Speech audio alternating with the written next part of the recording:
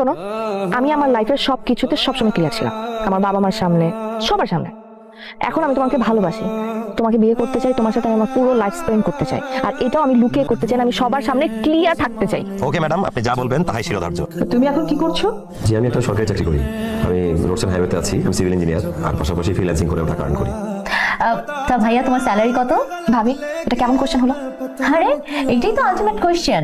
একটা মানুষকে তুমি আমাদের সাথে ইন্ট্রোডিউস করাতে নিয়ে এসেছো, তাও আবার বিয়ের ব্যাপারে। তো সে জব করে, স্যালারি কত পায় সেটা জানতে হবে না? ভাইয়া কত?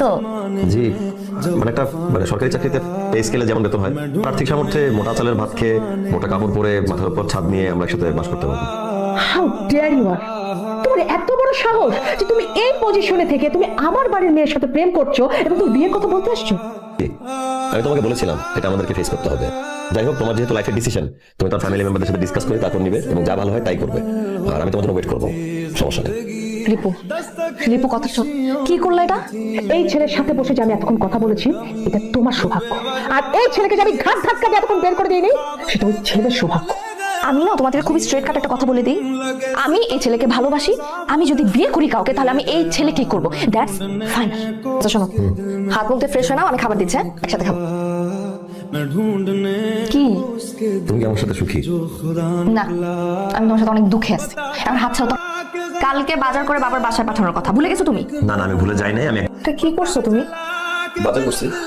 এটাকে বাজার বলে রিপু? স্ট্রিট। ও ওয়াও, নাইস। মম, বেবি, দেখো না জামাই বাজার করে নিয়ে আসছে। নাইস না? ছোট মাছ, মুরগি এবং সবজির দোকান। ভাইয়া তুমি কিন্তু খেয়ে যেও, আমি নিজে হাতে রান্না করবো। আমি আজকে যাই, আরেকদিন এসে খাবো।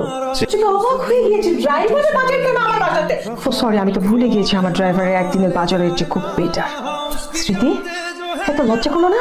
তোর জামাই ফকিন্নি ছোট লোক তোর একটা বাজার করে নিয়ে আসছে আমার বাসায়, তুই কিছু বলতে পারলি না? অবশ্য আমি যেদিন প্রথম ওই ছেলেটাকে দেখছিলাম, তখনই বুঝছি যে কতটা ছোট লোক ঘরের একটা ছেলে। ওই ছেলে যখন বাজার নিয়ে ঢুকছে, ও কি বোঝে নাই কোন বাড়িতে ঢুকছে বাজার নিয়ে? খুব তো বড় বড় কথা বলে গেছিলি যে আমি এটা করবো ওটা করবো। এখন কেন?